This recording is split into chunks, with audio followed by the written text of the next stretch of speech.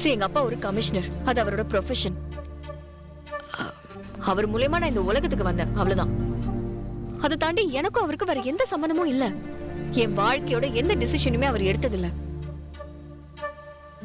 ஏய், நீ நினைக்கிற மாதிரி ஒரு அப்பா பொண்ணு ரிலேஷன்ஷிப்பே எங்களுக்குள்ள கிடையாது.